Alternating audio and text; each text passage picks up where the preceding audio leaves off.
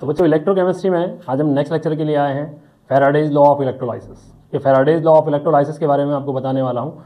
अभी तक हम लोगों ने फैराडेज लॉ ऑफ इलेक्ट्रोलाइसिस को लेकर नहीं पढ़ा था, तो कुछ कंसेप्ट बच्चों जरूरी होते हैं पढ़ने भी, जैसे फैराडेज लॉ ऑफ इलेक्ट्रोलाइसिस काफ़ी क्वेश्चन उससे आ जाते हैं। टॉपिक की बात करूँ तो फैराडेज लॉ ऑफ इलेक्ट्रोलाइसिस आता है नया टॉपिक, फर्स्ट लॉ है ना, Faraday's first law of electrolysis. बच्चों इलेक्ट्रोलाइसिस के Faraday's first law of electrolysis. According to the Faraday's first law of electrolysis में बात करूं तो फैराडे का कहना था किसी भी अगर इलेक्ट्रोड पर या मान लेते कैथोड पर, जब कैथोड पर कोई कितना मेटल डिपॉजिट होगा बच्चों, वो इस बात पर डिपेंड करता है कि आपने उसमें कितना करंट सप्लाई किया है। जितना ज़्यादा आप करंट सप्लाई करते हैं उतना ही ज़्यादा क्या होता है, मेटल कैथोड पर डिपॉजिट होता है। मैंने कहा ठीक है। तो फैराडेज की स्टेटमेंट की बात की जाए, according to this law the amount of metal deposited at cathode is directly proportional to the charge supplied to the charge supply के चार्ज सप्लाई के डायरेक्टली प्रोपोर्शनल होता है बच्चे। ठीक है, मैंने कहा कि W की बात करता हूँ, W is directly proportional to the Q के वेट जितना मास डिपॉजिट होगा वो किसके डायरेक्टली प्रोपोर्शनल होगा, चार्ज सप्लाई के। इस प्रोपोर्शनैलिटी वाले साइन को हटाते हैं तो W इज इक्वल्स टू आ जाता है Z इंटू Q। अच्छा बच्चों, हम लोग जानते हैं कि Q is equals to I into T होता है, I इंटू टी होता है। तो क्या मैं इसको ऐसे भी लिख सकता हूँ, W is equals to Z into I into T. अच्छा Z जो है, Z क्या है, Z कांस्टेंट है बच्चों। यहाँ Z कांस्टेंट है जिसको हम लोग कहते हैं इलेक्ट्रोकेमिकल इक्विवेलेंट, इलेक्ट्रोकेमिकल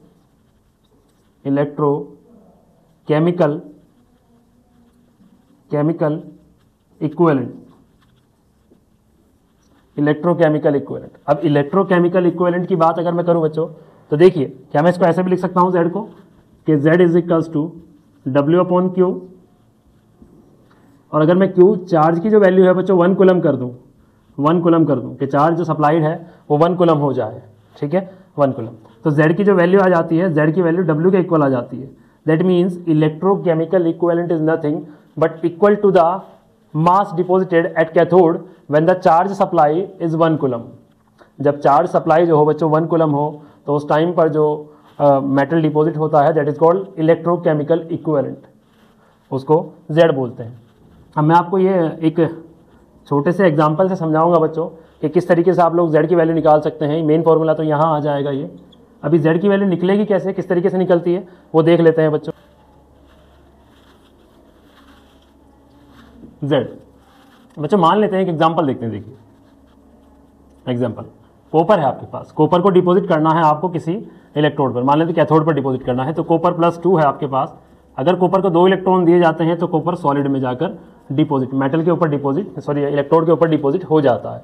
तो इसका मतलब अगर मैं ये देखिए कितने इलेक्ट्रॉन दे रहा हूँ, 2 मोल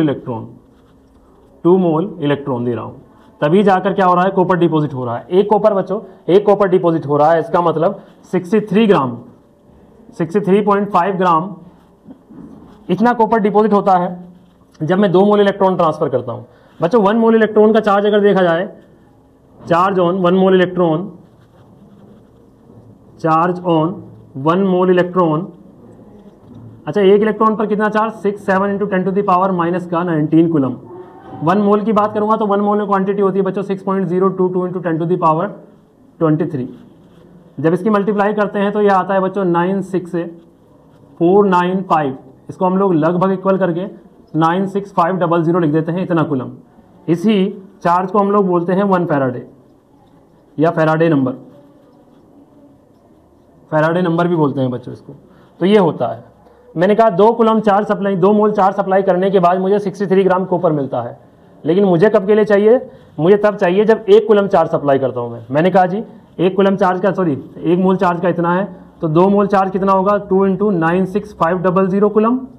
इतना चार्ज जब मैं सप्लाई करता हूँ तो मुझे कितना मास मिलता है कॉपर का 63.5 ग्राम, इतना डिपॉजिट हो जाता है बच्चों। अगर मैं क्या करूँ इसको नीचे ले जाऊँ उसके, तो 1 कूलम चार्ज सप्लाई करने पर मुझे मिलेगा 63.5 × 2 × 96500, ये 1 कूलम चार्ज सप्लाई करने पर। अच्छा 1 कूलम चार्ज सप्लाई करने पर जितना मेटल डिपॉजिट होता है उसी को तो हम लोग इलेक्ट्रोकेमिकल इक्विवेलेंट बोलते हैं, Z बोलते हैं बच्चों। तो क्या Z की वैल्यू इसके इक्वल आ जाएगी। अच्छा ये क्या है बच्चों, ये molar mass of the copper है, तो क्या मैं इसको ऐसे लिख दूं mm molar mass of the copper, या किसी भी मेटल का जिसको भी मैं डिपॉजिट कर रहा हूं उसका मोलर मास हमेशा वही आएगा। यहाँ देखिए जितने मोल ऑफ इलेक्ट्रॉन ट्रांसफर हो रहे हैं, अगर आप लोग AlCl3 को करते, Al+3 को करते तो 3 इलेक्ट्रॉन आते और Al सॉलिड हो जाता, तो बच्चों वहाँ n कितने हो जाता, 3 मोल आ जाता, यहाँ 3 आ जाता, और ये तो वैल्यू वही रहनी थी।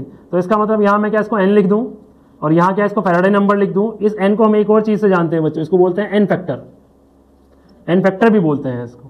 तो Z का जो फॉर्मूला आता है बच्चों वो ये आ जाता है mm मतलब molar mass upon n factor into Faraday number. तो मैंने जो फॉर्मूला अभी आपको बताया था कि W is equals to Z into I into T बच्चों, तो इसको आप ऐसे भी चेंज कर सकते हैं। मेन फॉर्मूला जो बनकर आएगा W is equals to molar mass n factor into Faraday number I into T। अभी बच्चों फैराडेज फर्स्ट लॉ के किसी भी क्वेश्चन को लेकर ये फॉर्मूला आपका काम करेगा। आपको कुछ भी निकालना है, टाइम निकालना है निकल जाएगा, नंबर ऑफ इलेक्ट्रॉन निकालने हैं निकल जाएंगे, करंट निकालना है निकल जाएगा, मास निकालना है निकल जाएगा। ये बहुत ज़्यादा इंपॉर्टेंट फॉर्मूला है बच्चों।